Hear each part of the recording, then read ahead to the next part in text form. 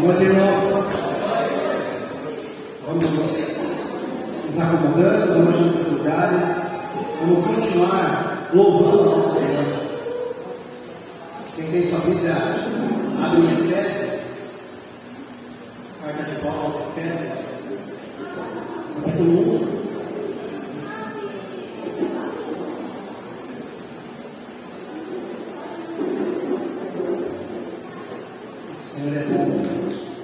Efésios 1, versículo 6.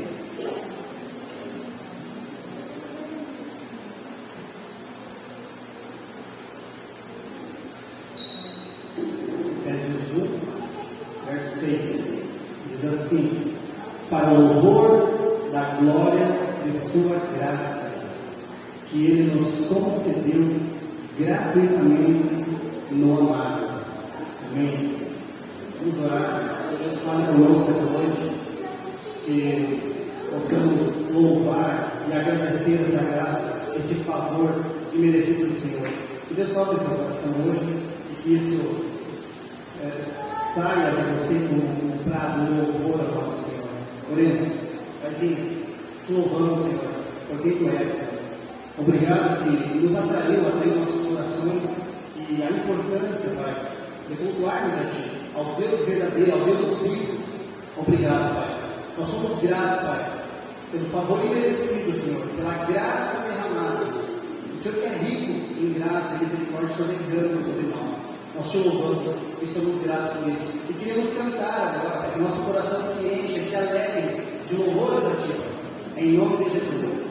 Que possamos convictos, Pai, sabendo, tendo a consciência que o Senhor está aqui. Da honra e glória por Jesus amado. Amém. Amém.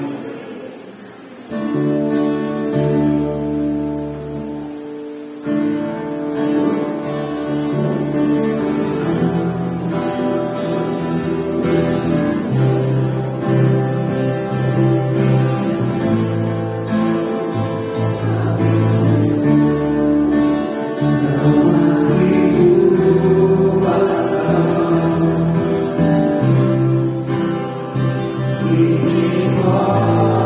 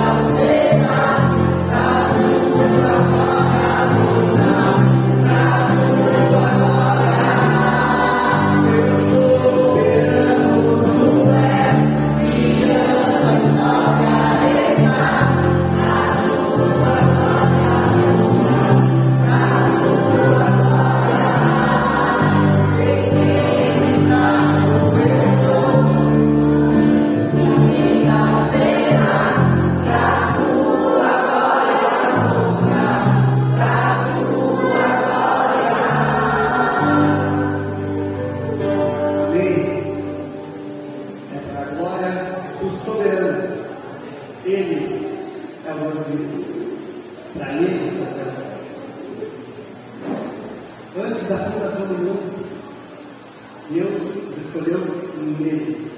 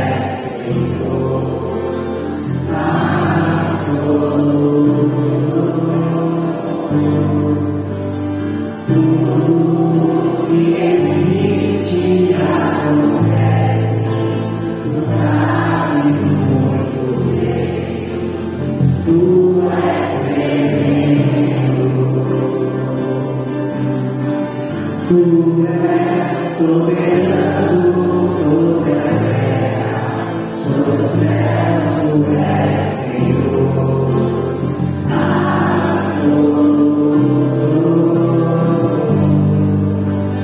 Tudo que existe acontece, sabe como é. Tu és tremendo, mas apesar dessa glória que tem, tu te importas comigo também. E esse amor grande eleva-me, ama-me a ti. Tu és tremendo, tu és soberano sobre a terra, sobre os céus, tu és Senhor, absoluto. Tudo que existe acontece, tu sabes muito bem. Tu és tremendo, mas apesar dessa glória que tens, tu te importas comigo também. E esse amor tão grande eleva-me, ama-me a ti. Tu és tremendo, mas apesar dessa glória que tem, tu te importas comigo também. E esse amor tão grande eleva-me, ama-me a ti. Tu és tremendo. Amém. Esse Deus é nosso Deus e é tremendo. Boa noite, amada igreja. Sejam todos muito bem-vindos. Em tempos, tenho brincado aquilo que eu vi esses dias numa rede social, pessoas que sofrem da síndrome do sol, que acham que tudo gira em torno de si. É tão bom, é tão libertador cantarmos sobre aquele que de fato é o centro do universo. É tão bom, é tão libertador, é tão reconfortante saber que o mundo não está sobre os nossos ombros, que há um rei que governa soberanamente, um Deus que sabe o que faz, sabe como faz.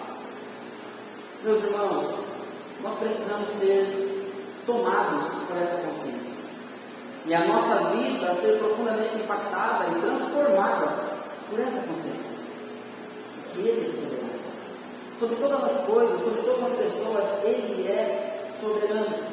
E que bendito o privilégio que nós temos ao sermos chamados para participar disso.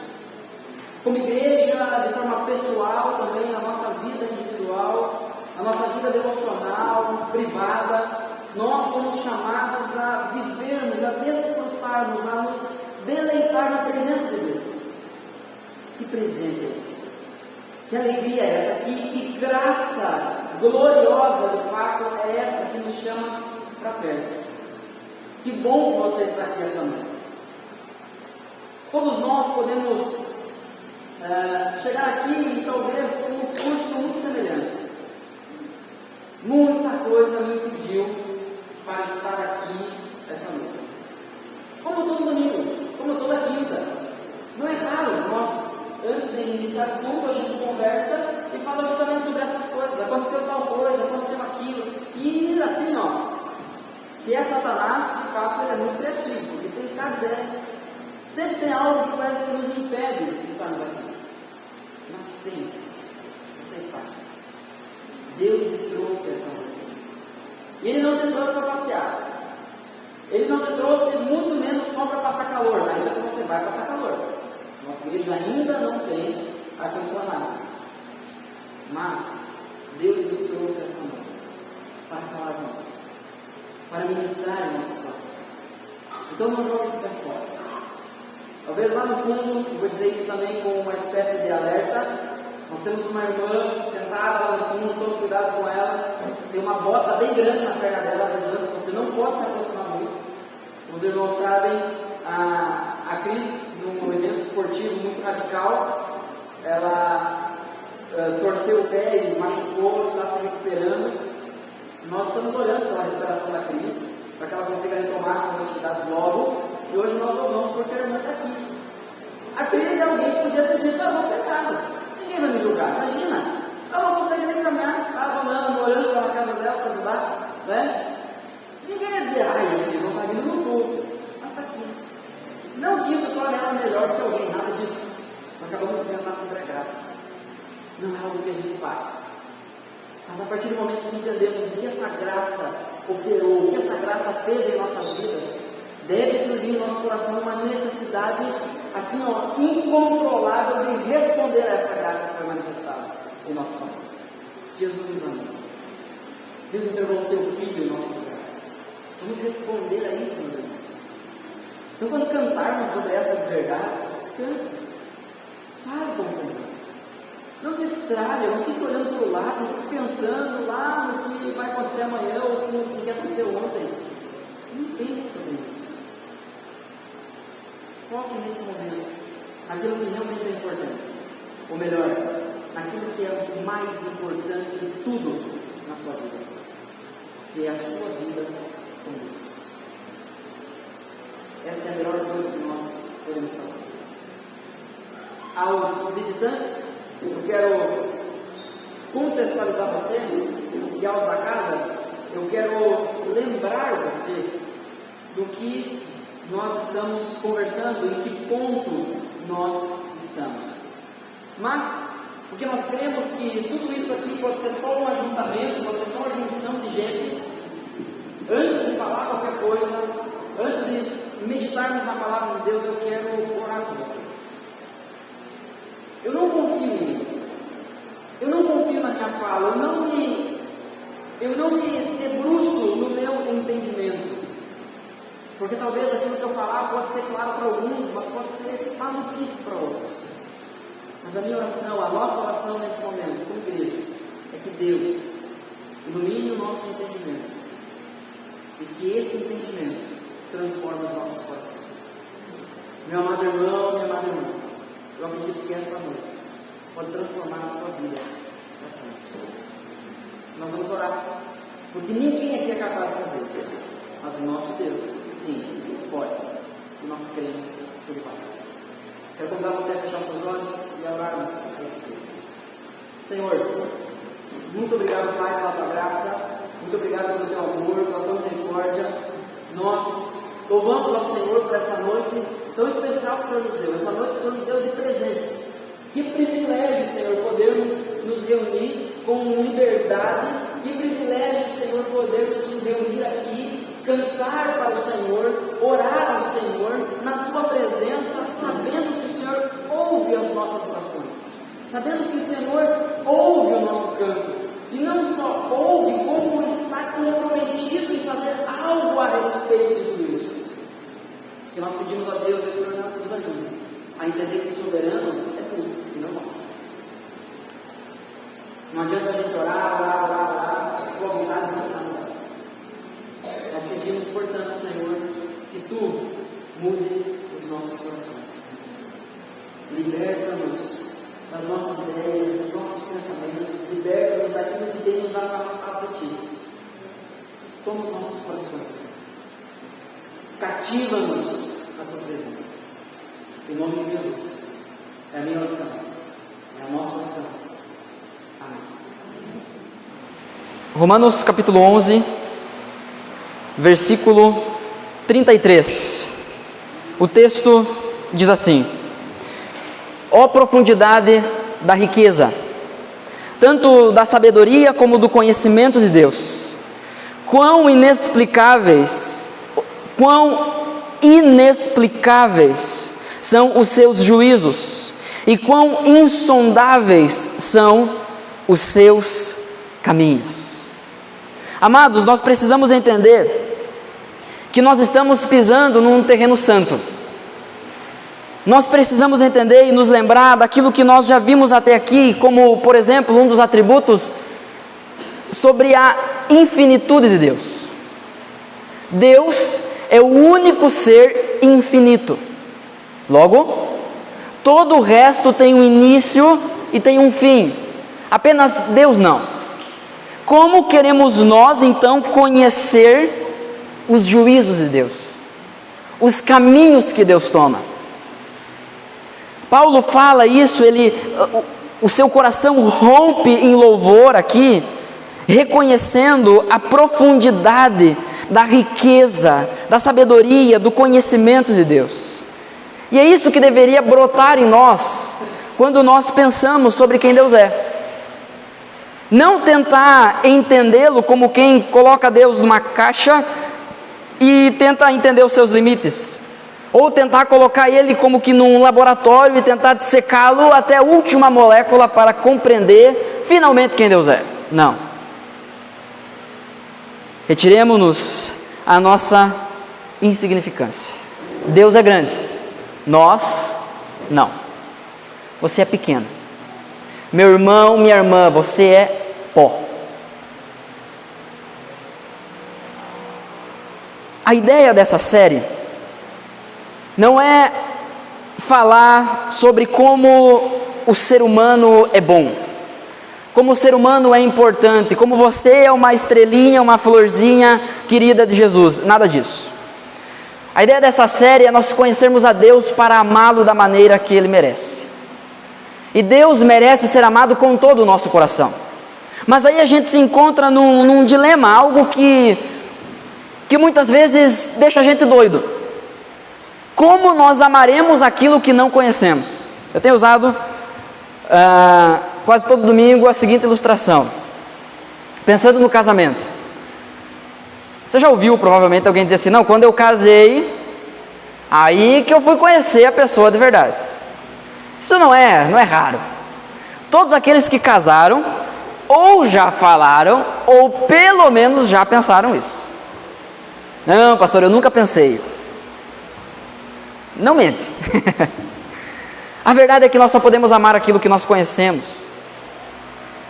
O amor, ele nasce dentro do casamento. Porque enquanto tu não casa, enquanto tu não vive 24 horas por dia com a pessoa, você não consegue conhecer de fato quem ela é. Aquilo que é mostrado é apenas parcial, é aquilo que a pessoa quer mostrar. Da mesma forma, nós não podemos amar a Deus se não conhecermos a Ele. Para amarmos a Deus verdadeiramente, nós precisamos saber quem Ele é, conhecê-lo verdadeiramente. E aí vem a pergunta que eu tenho feito todos os domingos: você conhece a Deus? Você verdadeiramente conhece a Deus? Você ama esse Deus? Porque nós corremos o risco de que, quando conhecermos a Deus, simplesmente não amarmos a Ele. Sabe por quê? Porque na maioria das vezes, se não conhecermos a Deus através da Escritura, através da Bíblia, se não conhecermos a Deus através daquilo que Ele revelou a nós, nós corremos o sério risco de amar um Deus que é fruto da nossa imaginação, que é uma soma da nossa imaginação com os nossos sentimentos e as nossas experiências. De repente você foi curado de uma doença e você pensa: esse é o meu Deus, um Deus que cura. E você criou na sua cabeça um Deus que tem a obrigação agora de curar você de qualquer problema, de isentar você de qualquer sofrimento. Nada disso. Nós precisamos conhecer a Deus para não ficar refém do nosso coração, que na verdade é uma fábrica de ídolos. Será que o Deus que você crê, será que o Deus que você ama não é fruto da sua imaginação, fruto das suas experiências? Não é um Deus que a todo momento entende você. É quase um ursinho de pelúcia, sabe? Quando a criança está com medo ou não quer dormir sozinha, ela se agarra naquele ursinho e agora eu estou seguro, agora tem alguém comigo. Deus não é um ursinho de pelúcia. Deus não é alguém que você corre apenas quando você está precisando de alguma coisa. Deus não é seu escravo, onde Ele precisa suprir as suas necessidades, atender as suas expectativas. Deus não está comprometido com os seus sonhos. Deus está comprometido com os seus próprios propósitos. Ele é soberano. Você ama esse Deus? Você ama esse Deus que coloca em primeiro lugar Ele próprio e não você? Você ama esse Deus? Ou o que está sentado no trono do teu coração é uma imagem e semelhança sua? Você não reconheceu ainda que você foi criado à imagem e semelhança de Deus, mas parece que o Deus que você criou é a sua imagem e semelhança. É um Deus que é escravo das suas necessidades. É quando conhecemos a Deus, e somente quando conhecemos a Deus, que nós iremos conhecer a gente mesmo de verdade. Existe aí um pensamento, uma moda desgraçada, de que você deve colocar você em primeiro lugar.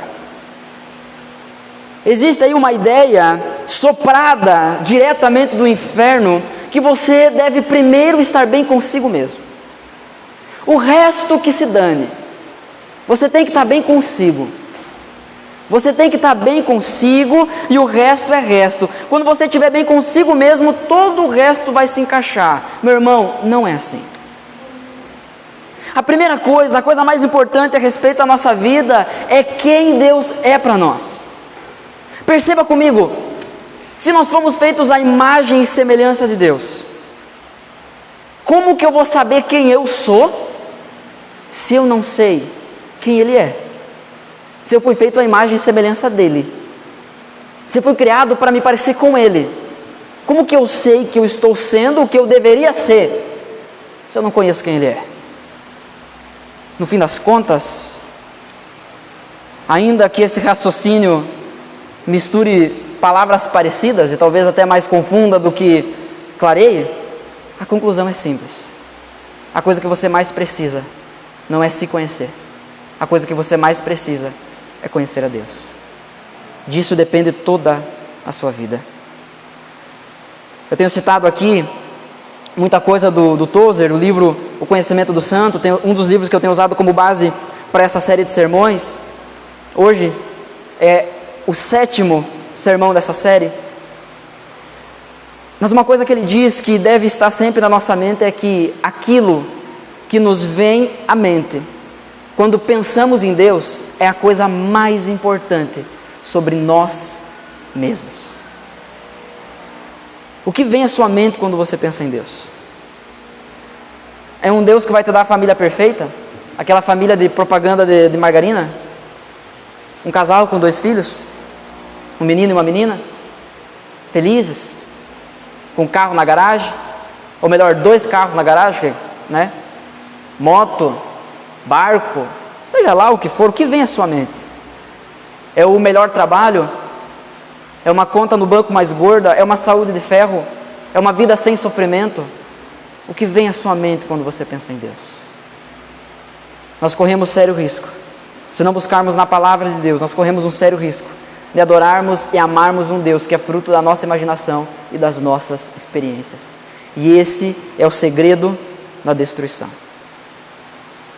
Pois bem, Jesus nos ensina, Ele resume toda a vida cristã no grande mandamento, dizendo: amem a Deus acima de todas as coisas, amem ao Senhor com todo o teu coração. Isso é, amar a Deus de verdade, amar a Deus verdadeiramente. E conhecer quem é esse que nós devemos amar é o que vai mudar tudo na nossa vida. Não existe mudança, não existe transformação sem conhecermos a Deus. É por isso que nessa série nós estamos nos dedicando a pensar sobre o ser de Deus. sobre os atributos de Deus, ou as qualidades de Deus, ou os adjetivos de Deus, ou as perfeições de Deus. Procure sobre isso. Essa série de maneira nenhuma vai conseguir chegar ao fim de quem Deus é. Você tem uma ferramenta maravilhosa na sua mão, o seu celular, vá, pesquise sobre isso, tem muito vídeo, tem muita coisa boa, tem muito material bom, pesquise sobre isso. Pare de ficar procurando só fofoca e querer saber o que vai acontecer na novela antes de acontecer, ficar procurando só as tragédias que acontecem ao redor do mundo, e vá conhecer a Deus, porque é isso que você precisa. Sai desse mundo de fantasia, desprenda-se da vida nesse mundo que é passageira e vá conhecer a Deus, porque é isso que nós precisamos. Citando mais uma vez Tozer, ele vai dizer: um conceito elevado de Deus, uma ideia elevada sobre quem Deus é tão essencial para a igreja, que quando esse conceito ele cai, ele declina em qualquer medida. Quando a gente parar de achar que Deus é esse soberano que merece toda a glória, todo o louvor, que a Ele pertence toda a honra, que pertence todo o poder, a partir do momento que esse conceito começar a declinar, juntamente com esse conceito, a igreja também começa a ir para o fundo do poço. A igreja, a adoração, os nossos padrões morais decaem juntamente com esse conceito.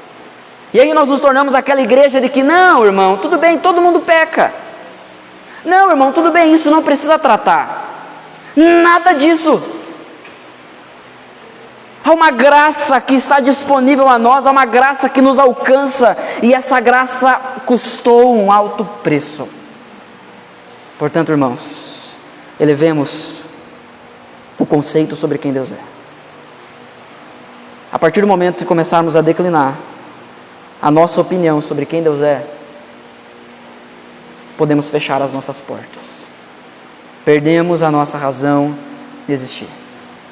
Mas essa não é a realidade dessa igreja, amém? Nós queremos conhecer a Deus e sermos transformados por Ele, e assim nós queremos amar a Deus da maneira que Ele merece, com todo o nosso coração. Hoje nós iremos falar sobre o atributo da sabedoria de Deus. Há quem, juntamente com esse atributo, fale sobre o conhecimento e a sabedoria de Deus. Hoje nós entramos numa segunda classe de atributos de Deus. Se você listar, se você perceber, se você acompanhar, se você entrar lá nas redes sociais da igreja, no Instagram, no Facebook, lá no Spotify, no YouTube, onde estão os sermões dessa série, você vai perceber que todos os atributos que nós falamos até então são atributos incomunicáveis. O que é isso? Atributos que Deus não comunica, que Deus não divide com a sua criação. Por exemplo, na semana passada nós falamos sobre qual atributo? Oi? Não, esse é o imutabilidade. Pergunta com resposta óbvia: nós mudamos? Claro que sim. O nosso humor passa por diversos picos durante um dia. Nós somos suscetíveis, nós somos reféns das coisas que acontecem ao nosso redor, mas Deus não. Deus é comparado com uma rocha firme, inabalável, que não muda, que não se move. As ondas batem, se chocam com violência, mas a rocha permanece intacta. É uma figura que é usada para falar sobre a imutabilidade de Deus. Então esse é um atributo que Deus não divide com a sua criação. Você muda. E você precisa entender isso. E confiar a sua vida, confiar o cuidado da sua vida a um Deus que não muda. A um Deus que, se um dia disse que te ama, hoje Ele continua te amando. Mas pastor, hoje eu pequei. Mas pastor, eu tenho passado a minha vida inteira ofendendo a Deus. Eu tenho passado os últimos anos longe de Deus. Sabe qual é o meu consolo? E eu gostaria que fosse o seu também. Eu me lembro do primeiro momento que eu entendi que Jesus me amava. Eu já tinha ouvido muitas vezes sobre o amor de Deus, sobre o sacrifício de Jesus na cruz, sobre o perdão dos pecados, mas o dia que eu entendi isso com o meu coração, esse é um dia que eu guardo na minha memória. É um dia que eu consigo me lembrar como se fosse ontem, porque eu lembro desse dia todos os dias. Porque mesmo que eu mude, mesmo que eu fale, eu lembro que esse Deus que um dia me disse, eu te amo, e eu tenho um plano, eu tenho propósitos para a tua vida, esse Deus não mudou. Então nós confiamos o cuidado da nossa vida a um Deus que não muda. A imutabilidade é um dos atributos incomunicáveis de Deus. Mas hoje nós iremos falar sobre um atributo comunicável de Deus. Isso significa que esse atributo Deus comunica, Deus divide com a sua criação. Nós oramos muitas vezes por sabedoria. Não seria possível orarmos por isso.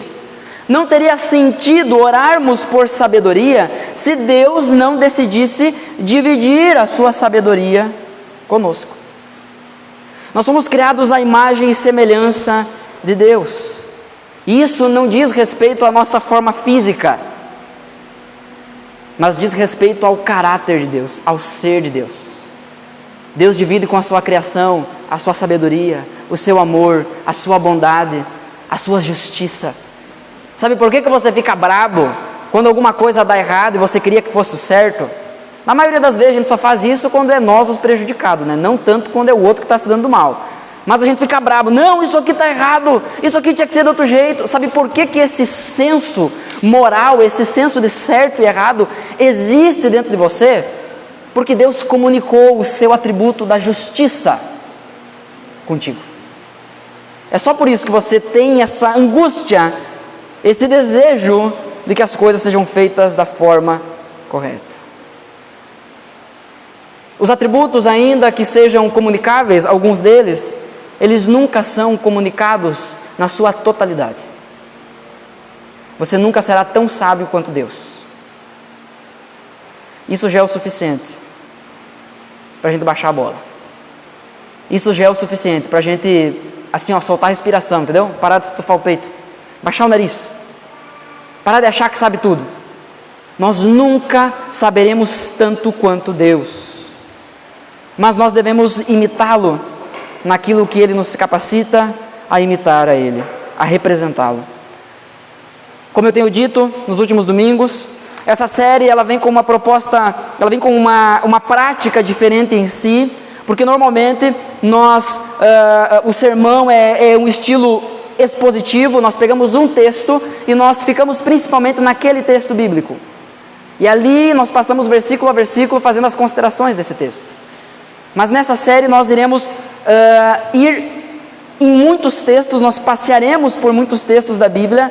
Então eu não vou dar muito tempo para você encontrar os textos, para a gente não se delongar muito.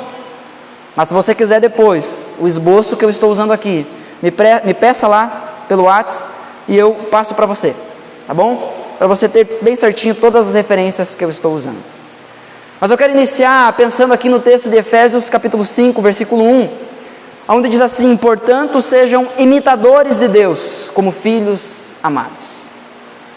Se Deus é um Deus sábio, então nós precisamos ser reconhecidos por um viver sábio, não tolo, não um jeito burro, ignorante, não um jeito idiota de se viver, não um jeito de que sabe o que deve ser feito, mas não faz.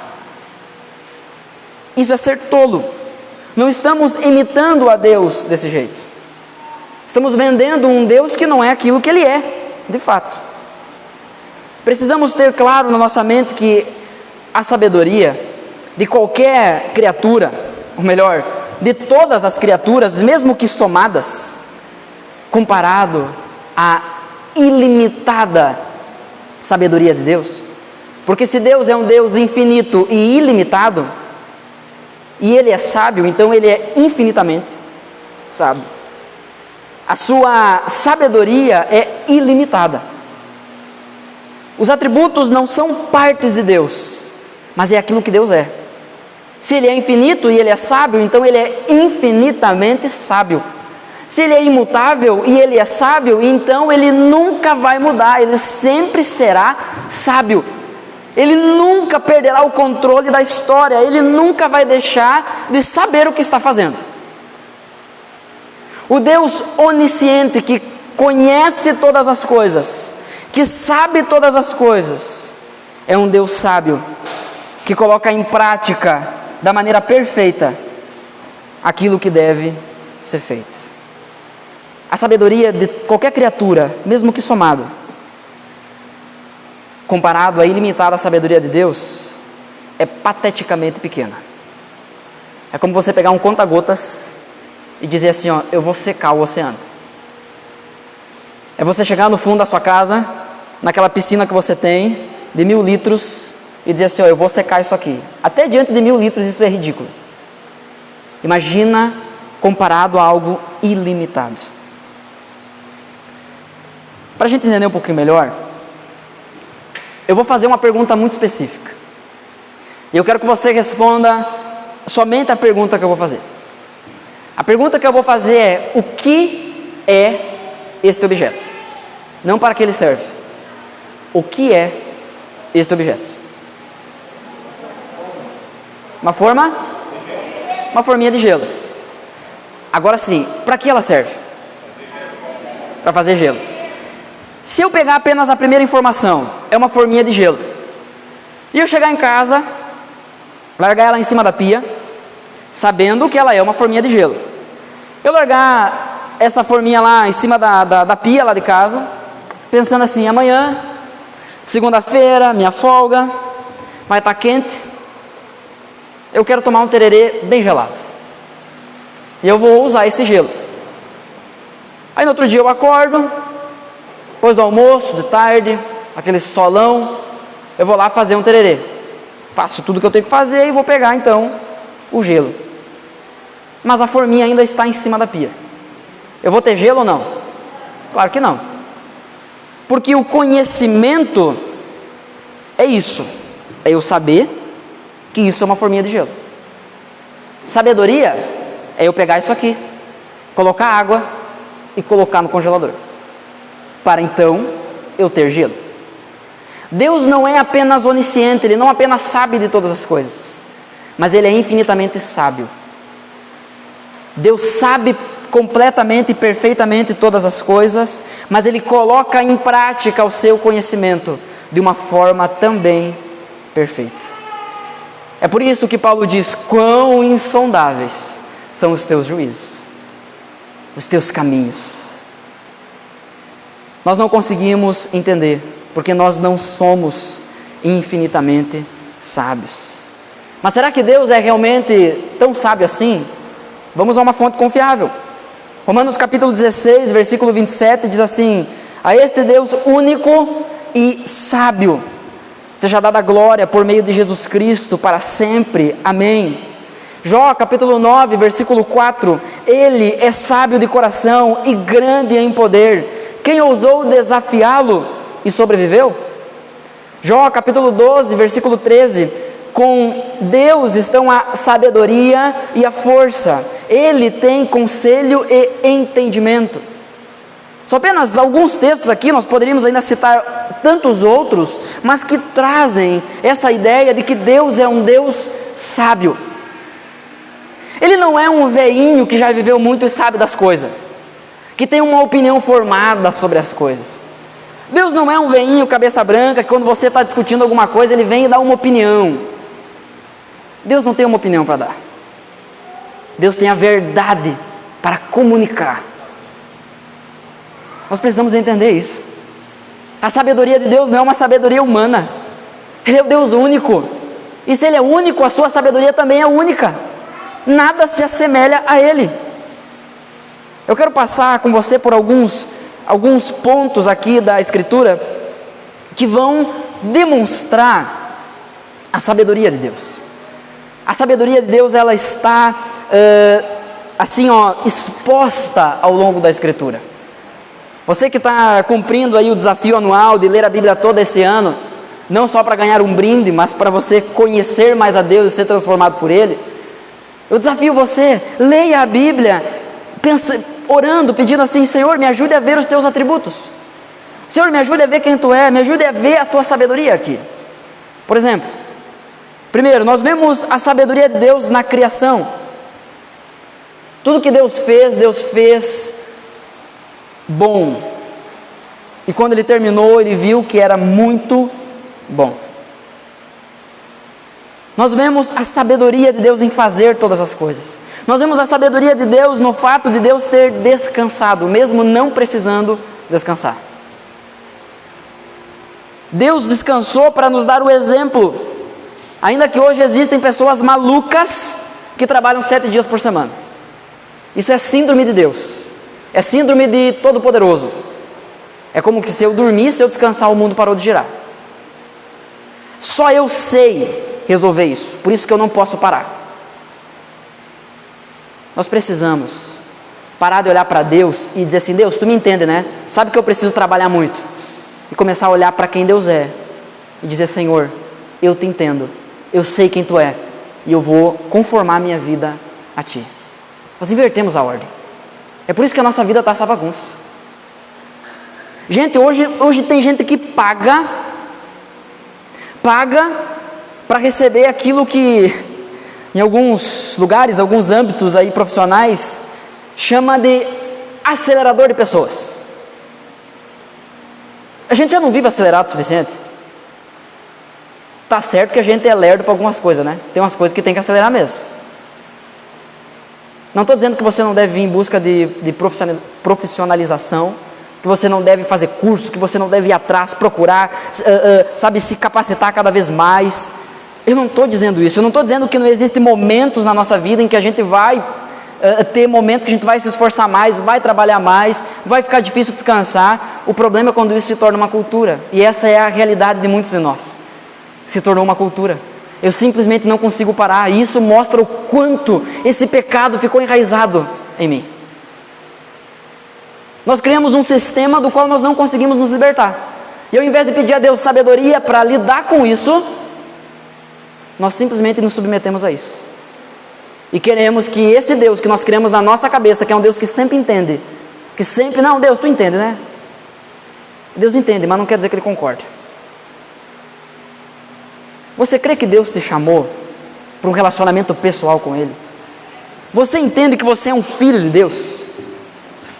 Você entende isso? Você crê nisso? Que Jesus morreu pelos teus pecados, que Ele perdoou os teus pecados na cruz, que Ele te deu uma nova vida? Você crê nisso? Pois bem, esse Deus que você crê, Ele não vai te deixar em paz. Ele vai fazer o que for. Na sua infinita sabedoria, Ele vai fazer o que for para fazer você entender que tudo que você precisa é dEle. E isso entra, inclusive, o descanso. Nós estamos tão atucanados de coisa que a gente simplesmente não consegue parar para conhecer a Deus, para contemplar quem Deus é. 15 minutos de silêncio na presença de Deus rende bons cochilos, alguns roncos e um enorme e infinito tédio. Um constrangimento sem fim. E isso muitas vezes só demonstra que nós estamos tão desacostumados a estarmos na presença de Deus. Nós estamos tão desacostumados a investir tempo em conhecer a Deus. Salmo 104, versículo 24 diz: que variedade, Senhor, nas tuas obras. O salmista contemplando a criação. Olha quanta coisa diferente o Senhor fez. Olha as estrelas do céu. Olha a quantidade de formigas, e formigas diferentes. Olha quanto tipo de folha tem, cada uma com uma cor, cada um com um tamanho diferente, cada uma seca de um jeito, cada uma faz sujeira diferente da nossa grama, do nosso pátio. Sabe, Deus não está longe da gente, é a gente que está ocupado demais para enxergar Ele. A sabedoria de Deus está exposta na criação. Que variedade, Senhor, nas tuas obras. O salmista continua no versículo 24: fizeste todas elas com sabedoria, a terra está cheia das tuas riquezas. Nós precisamos contemplar a sabedoria de Deus na criação. Sem a criação, A sabedoria de Deus, ela permaneceria eternamente recolhida num abismo ilimitado da natureza divina. Mas Deus escolheu, Deus decidiu revelar a sua sabedoria criando todas as coisas. Meus irmãos, independente de como as coisas se pareçam nesse mundo caído, doenças, acidentes, perdas, sofrimento, todos os atos de Deus vêm da sua perfeita sabedoria. Deus é infinitamente sábio. Próximo ponto que eu queria ver com você e pensar um pouquinho objetivamente a respeito da salvação. 1 Coríntios vai falar sobre isso, versículo 1. Eu vou citar aqui alguns versículos, versículo 24 e o versículo 30, diz assim: mas os que foram chamados, tanto judeus como gregos, Cristo é o poder de Deus e a sabedoria de Deus. Mas vocês são dele, em Cristo Jesus, o qual se tornou para nós, da parte de Deus, sabedoria, justiça, santificação e redenção. O meio, a forma, os caminhos que Deus escolheu para nos salvar é um caminho perfeitamente sábio. Olhe para a história bíblica, veja o enredo da salvação, como as coisas se desenrolam. Por que Deus não chamou um faraó do Egito, um reino poderoso, um rei rico, cheio de bens, posses, mas Deus chamou Abraão? Aparentemente um ninguém, e diz: eu farei de você pai de multidões. Através de você, Abraão, todas as nações da terra serão abençoadas. A sabedoria de Deus para criar um plano desse, para que lá atrás, através de uma nação, Deus alcançasse todas as nações. Por meio da desobediência de Israel, Paulo vai desenvolver isso um pouco mais em Romanos. Por meio da desobediência de Israel, Deus então inclui a gente nesse plano de salvação. A sabedoria de Deus para fazer isso. Na salvação nós percebemos um Deus sábio, um Deus que definiu e sabe exatamente como Ele está trilhando esse caminho. Não cabe a nós julgar ou questionar como Deus fez ou por que Deus fez assim. A questão é: Deus fez assim e Ele é infinitamente sábio. Ele não só sabe o que teria que fazer, como Ele fez de uma forma perfeita o que precisava ser feito. 1 Coríntios capítulo 1, versículo 18 até o 20. Certamente a palavra da cruz, a mensagem da cruz, é loucura para os que se perdem. Você chegar para alguém e dizer assim: ó, Jesus morreu por ti, tu é um pecador e merece ir para o inferno. Jesus morreu pelos teus pecados e por isso tu pode hoje se arrepender dos teus pecados para ter a vida eterna, para experimentar um relacionamento pessoal, vivo, verdadeiro com Deus hoje, ainda aqui nessa vida. Por isso Jesus morreu por ti. A pessoa vai dizer: tá maluco, isso é loucura. O que tem a ver uma coisa com a outra? Porque essa mensagem, ela precisa ser gerada no coração da pessoa pelo Espírito Santo. A nossa obrigação é pregar, é claro, mas a palavra da cruz é loucura para aqueles que estão se perdendo, mas para nós, os que somos salvos, ela é o poder de Deus, pois está escrito: destruirei a sabedoria dos sábios e aniquilarei a inteligência dos inteligentes. Onde está o sábio? Onde está o escriba? Onde está o questionador desse mundo? Não é fato que Deus tornou louca a sabedoria deste mundo? Você, meu irmão, que já foi, você que conhece a Jesus, você que já foi iluminado, você que foi resgatado por Deus da sua antiga maneira vazia de viver, você não olha para a sua vida para trás e pensa assim: que loucura era que eu vivia? Como é que eu podia viver daquele jeito? Que jeito tolo de viver, que jeito burro de viver. Porque a sabedoria de Deus é encontrada também na salvação. Ainda em 1 Coríntios capítulo 1, versículo 21, 27 e o versículo 29, vai dizer: visto que na sabedoria de Deus, o mundo não conheceu por sua própria sabedoria.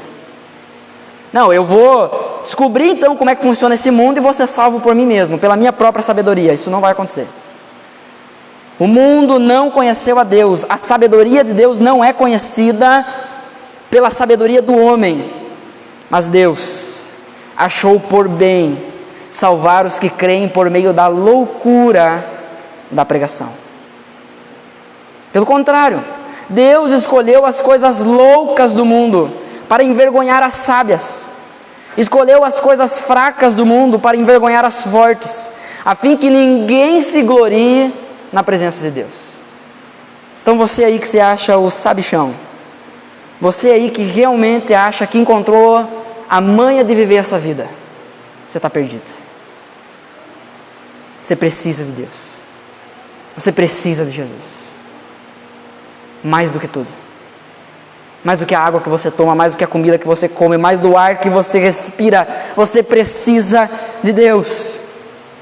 Chegará um dia, meus irmãos, na plenitude dessa salvação, que nós veremos um universo maravilhado diante desse Deus que abundou em toda a sabedoria com a gente. Mas enquanto isso não acontece, nesse meio tempo, enquanto estamos aqui, no meio do processo da nossa salvação, no meio do nosso processo de santificação, nesse meio tempo, nós devemos depositar a nossa esperança no único Deus sábio, o nosso Salvador, e esperarmos com paciência, enquanto o seu plano se desenvolve, enquanto os seus propósitos se cumprem. Pode parecer lento para nós, mas é exatamente no tempo que Deus planejou. Uma outra forma de entendermos a sabedoria de Deus é através da igreja. O fato dessa igreja aqui existir mostra que Deus é sábio. E não só é sábio, como comunica a sua sabedoria a nós. Porque pensa um bando de cabeça dura que nem nós, tentando fazer a igreja do nosso jeito, com a nossa sabedoria. Ia dar certo? Claro que não. Se mesmo a gente orando, ainda assim é difícil, né? Porque nós somos pessoas difíceis. Nós somos pessoas que constantemente precisamos estar sondando o nosso coração para ver se não estamos nos movendo através da nossa sabedoria. O fato da igreja existir mostra que Deus é sábio. Perceba, olha o que é essa instituição chamada igreja. A Bíblia chama a igreja do corpo de Cristo. Jesus é o cabeça e nós somos seus membros. Jesus diz como as coisas devem funcionar e nós devemos simplesmente obedecer para funcionarmos em perfeita harmonia. Só Deus pode fazer um negócio desse funcionar. Só um Deus perfeitamente sábio, infinitamente sábio, pode fazer isso funcionar e pode fazer esse negócio durar, pode fazer esse negócio permanecer. Um Deus que não muda na sua sabedoria, um Deus que derrama a sua sabedoria sobre nós, um Deus que na sua perfeita sabedoria um dia juntará todas as igrejas, aquelas que creem em Cristo, juntará todas as igrejas num só rebanho, numa só igreja. Só Deus para fazer isso dar certo, meu irmão. A sabedoria que alguém precisa ter para fazer esse negócio dar certo. Nós precisamos crer nisso, que através do Evangelho, Deus tem sustentado a sua igreja. Efésios capítulo 13, versículo 6, vai falar sobre isso. Os gentios, ou seja, aqueles que não são judeus, que não são do povo israelita, são também co-herdeiros, membros do mesmo corpo da igreja de Jesus Cristo. Ou seja, gente diferente, gente de todo tipo, tudo isso fazendo parte da mesma família. A Bíblia vai chamar a igreja de família, família de Deus. Nós somos irmãos, membros do mesmo corpo. juntos construímos um templo espiritual para Deus, não simplesmente um templo de pedra, de bloco. Os irmãos, precisamos entender a preciosidade disso. Precisamos entender esse meio que Deus, na sua infinita sabedoria, fez. Você não pode concordar que Deus é sábio. Você não pode concordar que Deus é infinitamente sábio, que Deus instituiu a igreja e ao mesmo tempo dizer que você não precisa da igreja. Você não pode afirmar isso. Não existe essa semana eu conversei com alguém e a pessoa me disse assim: pastor, eu não estou indo na igreja, mas a minha vida com Deus não mudou. Eu fiquei tentado na carne, sabe quando o velho homem quer dar assim aquela botada na pessoa? Me deu vontade de dizer assim: eu acredito que não mudou, porque nunca foi de verdade. Só pode, se tu pensa assim, nunca foi de verdade. Deus instituiu a igreja, e através da igreja, diz a carta de 1 Pedro capítulo 4, versículo 10, através da igreja Deus decidiu manifestar a sua multiforme graça. Deus distribuiu os dons dentro da igreja, para que nós juntos, caminhando como família, sejamos edificados uns pelos outros. Cuidemos uns dos outros, exortemos uns aos outros, encorajemos uns aos outros. Deus instituiu isso. Deus errou então em criar a igreja? Claro que não, Deus é infinitamente sábio. Como que nós podemos afirmar isso e dizer que não precisamos da igreja? Como que nós podemos afirmar isso e dizer que nós não queremos viver igreja? Irmãos, reconhecer que a sabedoria de Deus é infinita, é perfeita, como diz Tozer, trata-se de repudiar a nossa própria sabedoria. Trata de abrir mão daquilo que nós acreditamos que devemos fazer e substituir essa sabedoria pela infinita sabedoria de Deus. Nossa insistência em querer ver aquilo que está à nossa frente faz parte das nossas ansiedades aqui desse mundo, mas com toda certeza é também um empecilho para o nosso progresso espiritual. É um obstáculo para o nosso crescimento. Eu quero saber todas as coisas. Eu quero saber fazer todas as coisas. Eu quero saber resolver todas as coisas. Meu irmão, você não é Deus. Enquanto você não entender isso, e isso não afetar a tua vida em todas as áreas, você não vai desfrutar do relacionamento verdadeiro com Deus. Nós precisamos conhecer a Deus para poder amar a Ele da maneira que Ele merece. Eu quero citar aqui uma oração, na verdade, uma ideia que o Tozer traz como se fosse Deus respondendo às nossas orações, aos nossos anseios, que diz assim, abre aspas aqui, Deus falando, tá? Vamos imaginar isso. O que eu sou é tudo o que importa para ti, pois aí está tua esperança e tua paz. Eu farei aquilo que farei, e meus feitos virão finalmente à luz, mas como eu faço, é meu segredo. Confia em mim e não temas. Nós chegamos diante de Deus com tantos questionamentos. Deus, por quê? Deus, por que assim? Que tem os crentes bons, que eles não questionam Deus por que Deus faz as coisas. Não, Deus, tá bom, eu entendi, tu deve ter um motivo, Deus. Mas assim, Deus, por que assim? Como quem, na sua infinita sabedoria, tenta sugerir a Deus um jeito diferente de fazer as coisas. Deus, por que o Senhor não me ensinou? Eu sei que o Senhor tinha que me ensinar isso, mas por que o Senhor não me ensinou isso de um outro jeito? Por que tinha que ser pelo sofrimento? Por que tinha que ser pela dor, Deus? A gente fica questionando. E esse nosso anseio, a nossa aflição em querer saber de todas as coisas, fica impedindo a gente de crescer em confiança, em descansar nos braços de um Deus que é perfeitamente, infinitamente sábio. Tudo que nós precisamos é o que Ele é, não das suas explicações.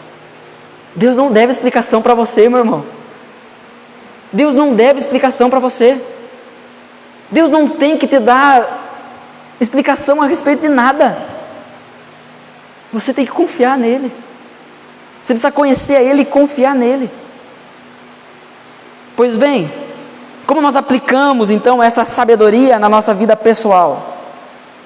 Eu quero trazer aqui um exemplo bíblico de alguém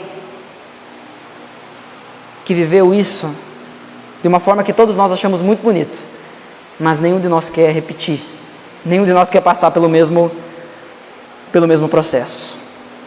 2 Coríntios capítulo 12, versículo 7 até o versículo 10.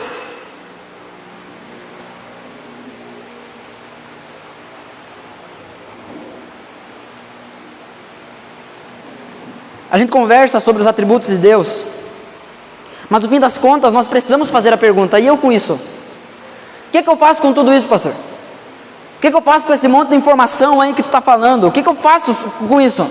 Tá, beleza, Deus é sábio, fez todas as coisas bonitinho, eu não ia ter a capacidade de fazer, ok? Tá, Deus é sábio, Ele teve a ideia de fazer o enredo da salvação desse jeito, ok, beleza?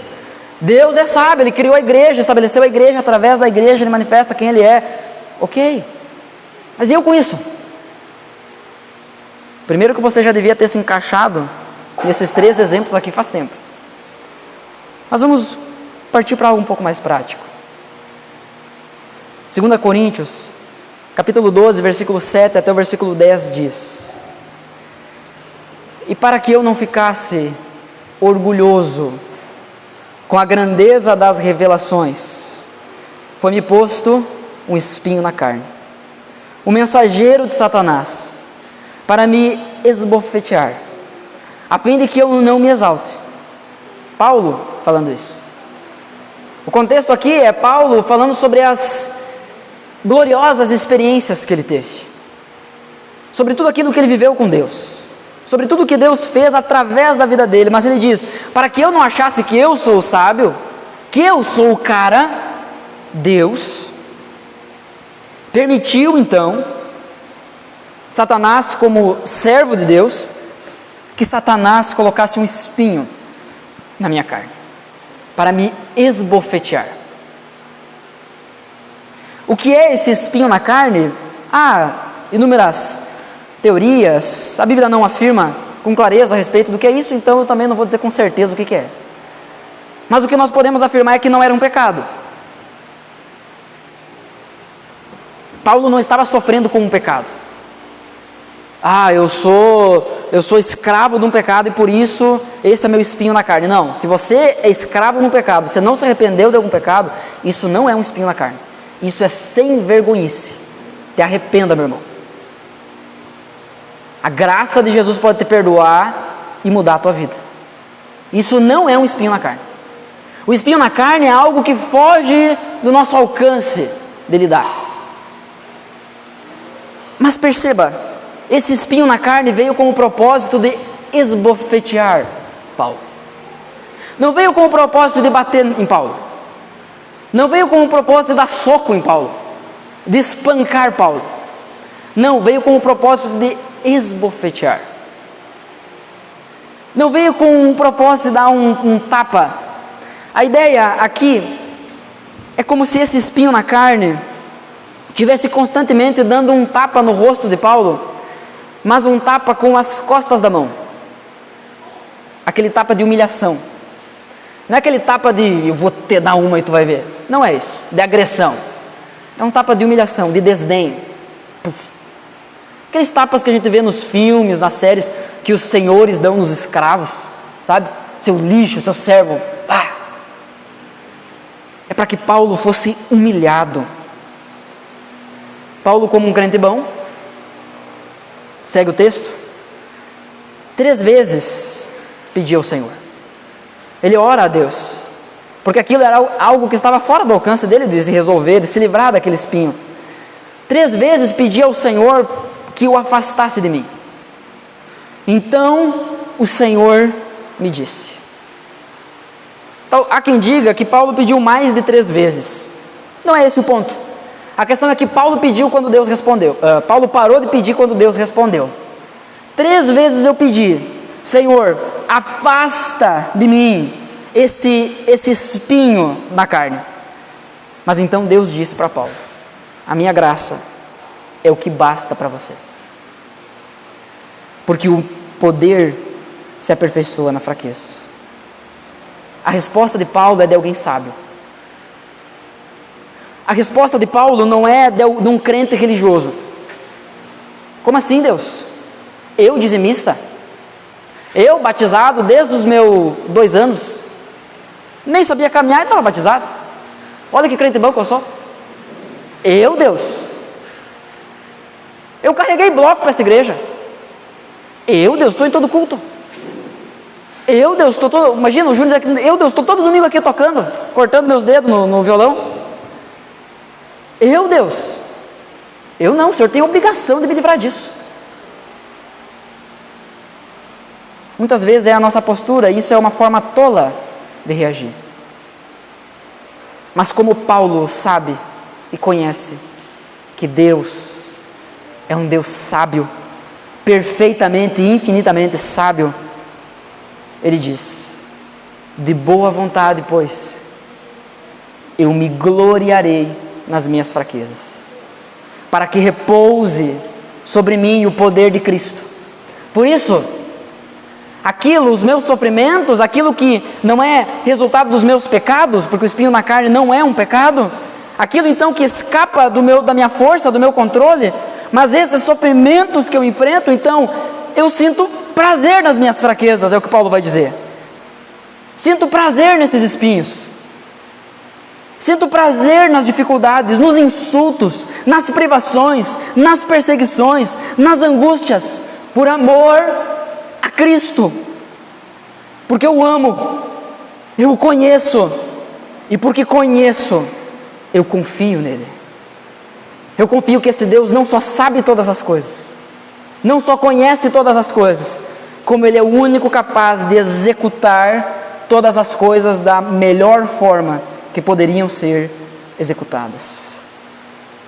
Então, o discurso final de Paulo aqui não é dizer: nossa, tadinho de mim, Deus está me fazendo sofrer tanto. O discurso final de Paulo é: porque quando sou fraco, então é que eu sou forte. Dane-se o espinho, dane-se o sofrimento, Deus está comigo, e eu confio que aquilo que está acontecendo, que não é resultado do meu pecado, da minha ser egoísta, está acontecendo exatamente da maneira que o Deus completamente e infinitamente sábio planejou, e isso está acontecendo.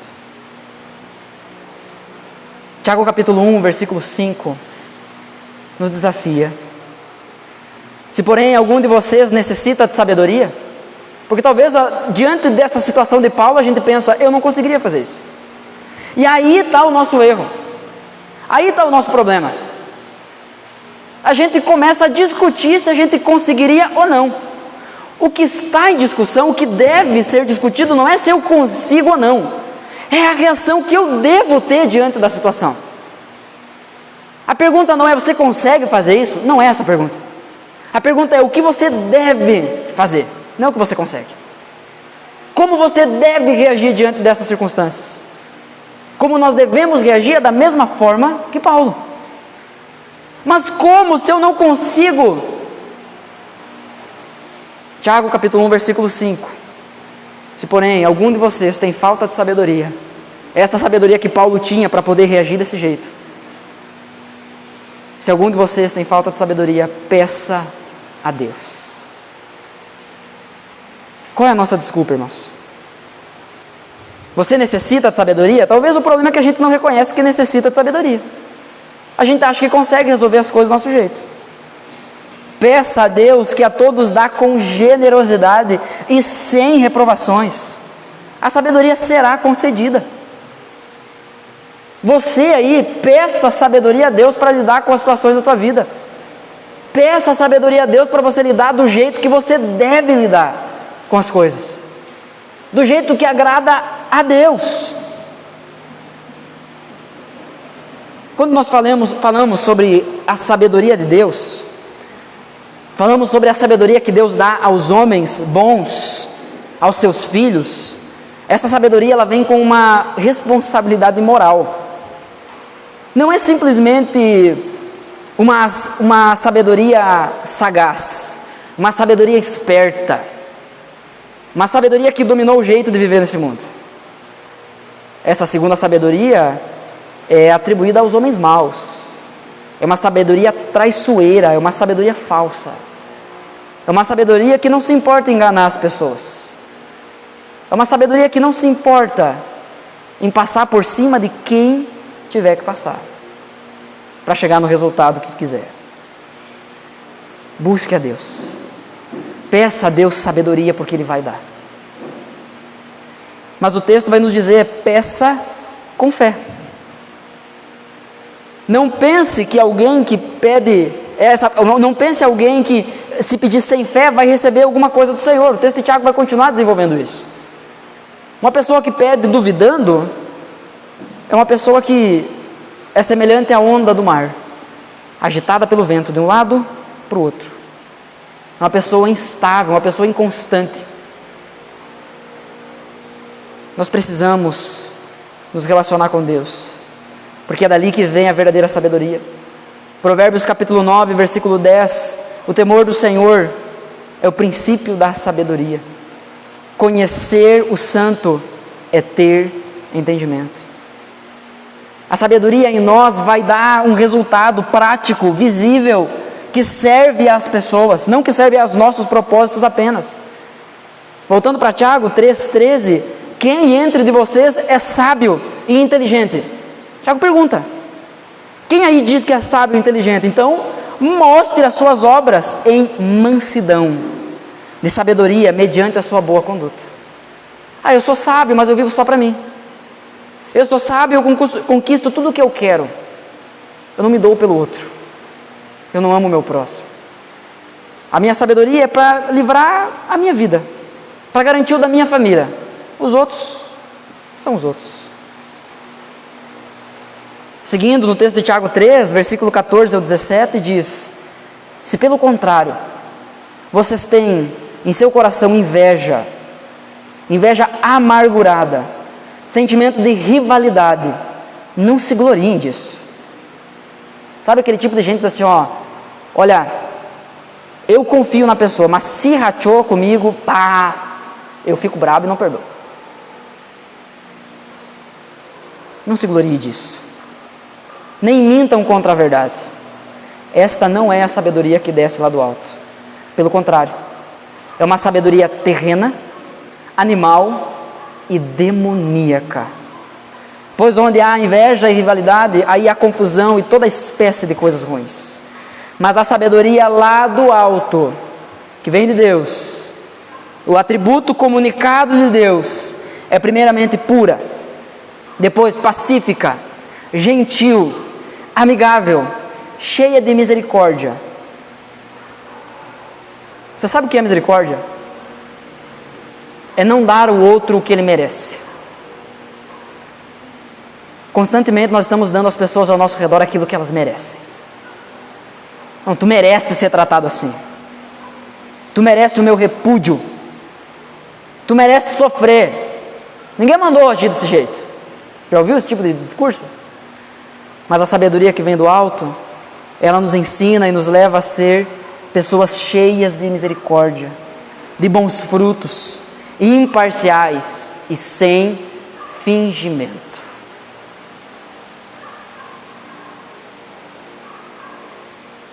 Será que estamos vivendo como pessoas sábias? Será que os nossos relacionamentos não são mascarados? É por isso que às vezes a gente diz assim: nessa igreja ninguém me entende. Você vem sempre de máscara, como é que alguém vai te entender? Seus relacionamentos são fingidos, como é que alguém vai te entender? Nós precisamos abrir o nosso coração para os nossos irmãos. Agir como pessoas sábias, sem fingimento. Portanto, irmãos, nós precisamos entender: Deus é infinitamente sábio, mas nós não. E nós iremos agradá-lo demonstrando fé e confiando na sua sabedoria, mesmo não compreendendo o que ele faz. Deus é sábio, nós não. Na perfeita sabedoria somente.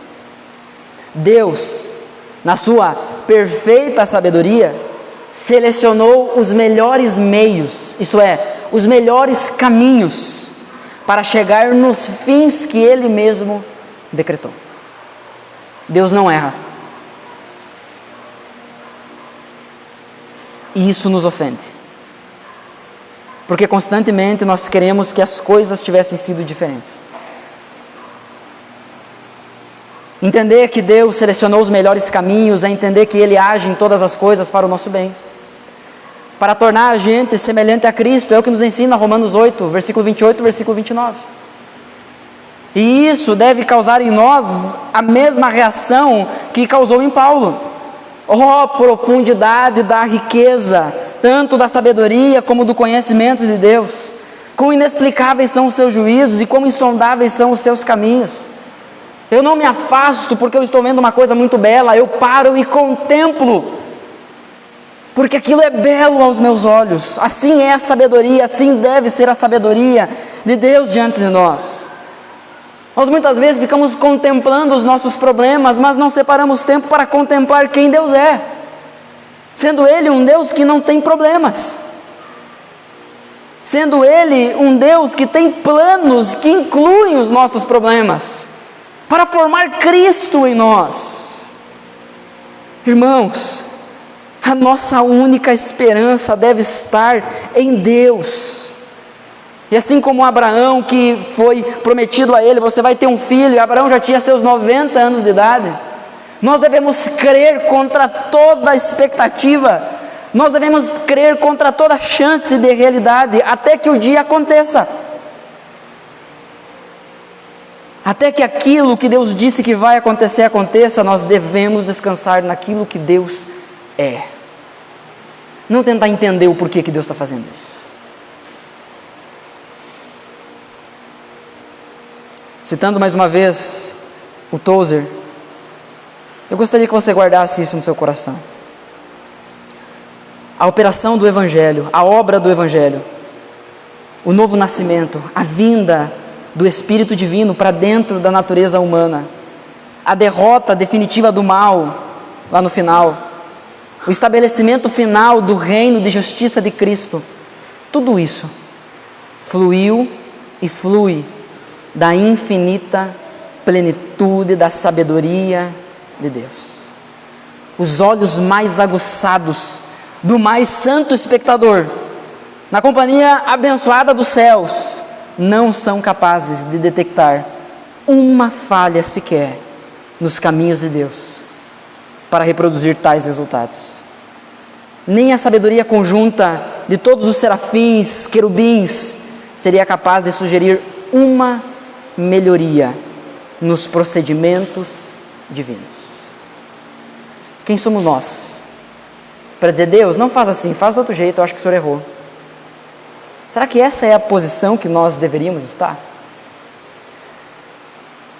Crer ativamente que nosso Deus constantemente coloca ao nosso redor circunstâncias que são providenciais, circunstâncias que cooperam para o nosso bem presente e para o nosso bem-estar eterno.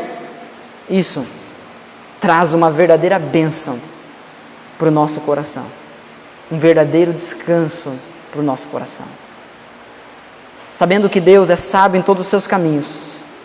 Se foi o caminho de Deus eu sofrer, bem-vindo o sofrimento. Eu não peço para o espinho na carne ir embora, eu o abraço.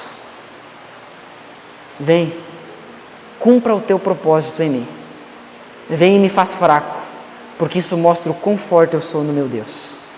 Isso mostra que eu não sou sábio, isso me humilha e é isso que eu quero.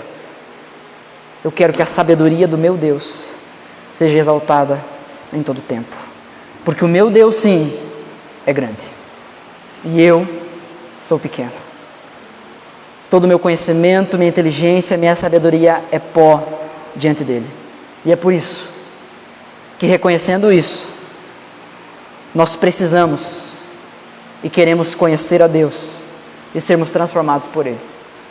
Assim, iremos amá-lo da maneira que Ele merece, de todo o coração. Amém? Eu quero convidar nesse momento você a se colocar em pé para orarmos.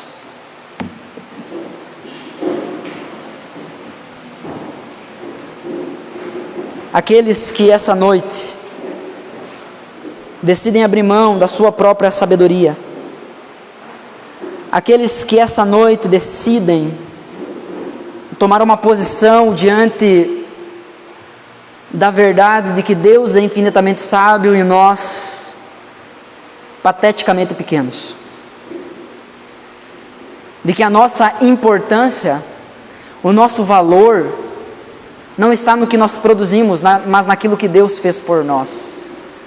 Na sua infinita e perfeita sabedoria, Deus trilhou os nossos caminhos e fez cada um de nós chegar onde nós estamos hoje.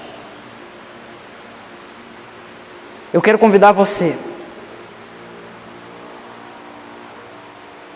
que aí no seu coração entende hoje que precisa responder a essa verdade, que quer abrir mão do seu jeito de viver, do seu jeito de quebrar a cara de diversas formas, mas você quer confiar em Deus.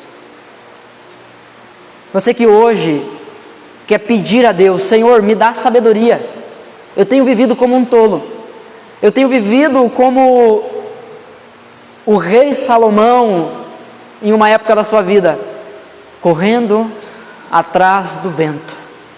Eu corro e nunca apalpo nada, nunca pego nada, nunca alcanço nada. E quando penso ter alcançado, percebo que já foi, já passou.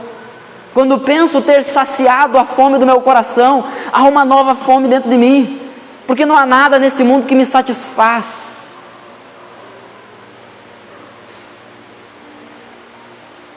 Eu quero convidar você hoje a, nesse momento, não apenas ouvir uma oração, mas orar, a pedir a esse Deus, pedir por sabedoria. Eu não quero nesse momento que você pense: mas aí eu tenho que parar de fazer isso, eu tenho que começar a fazer aquilo. Não. Não inverte a ordem. O que nós precisamos é de sabedoria do alto para viver. E a sabedoria do alto em nosso coração vai nos conduzir na maneira correta de viver. Isso é tudo que precisamos.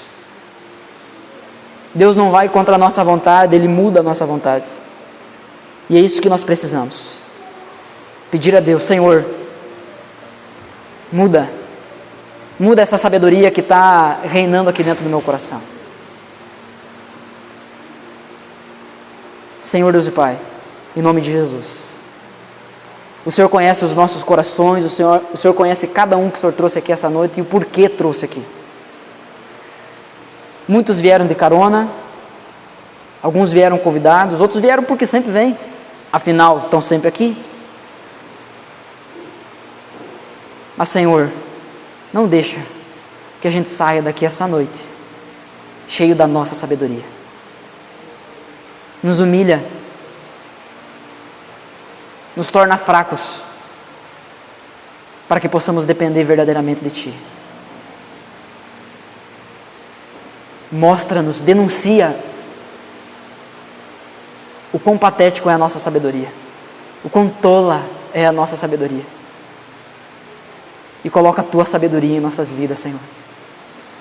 Sabedoria para sermos um marido melhor, sabedoria para sermos esposas melhores, sabedoria para sermos filhos melhores, sabedoria para sermos pais, mães melhores, sabedoria para sermos amigos melhores, sabedoria para sermos uma igreja melhor, sabedoria para entender a vida da maneira que ela deve ser compreendida e não viver a vida jogando fora. Dê-nos da Tua sabedoria, Senhor. Ó Deus, eu peço que quem Tu é inunde quem nós somos, para que a gente não seja mais a mesma coisa, mas que a gente seja transformado por Ti, que os nossos caminhos sejam transformados pelo Senhor, em nome de Jesus, é a nossa oração. Amém. Amém. Uma das maneiras, um dos caminhos de alcançarmos a sabedoria é através da oração. E nós consideramos a oração tão importante para a nossa igreja que a gente tem uma reunião só para isso. Na quinta-feira, às 19h30, a gente se reúne aqui para orar. Você que quer sabedoria de Deus, você que olha para a igreja e pensa assim, a igreja podia ser melhor, vem com a gente pedir a Deus sabedoria para que a igreja seja melhor. Venha orar. Assuma essa responsabilidade de viver como alguém que busca e se compromete com a sabedoria do alto. Eu gostaria muito de que a gente tivesse que na quinta-feira fazer um círculo tão grande aqui, que ficasse tão longe, ao ponto de a gente ter que usar microfone de novo. O problema é que a maioria de nós ainda não entendeu isso. A maioria de nós ainda não entendeu a importância disso. Mas para ajudar a fixar melhor a ideia de que nós somos pequenos e Deus somente é grande, eu quero convidar alguns irmãos a virem aqui à frente, conduzidos pela irmã Bianca. Eles virão aqui à frente e vão nos ajudar a fixar melhor essa preciosa verdade. Após esse momento, o culto está encerrado.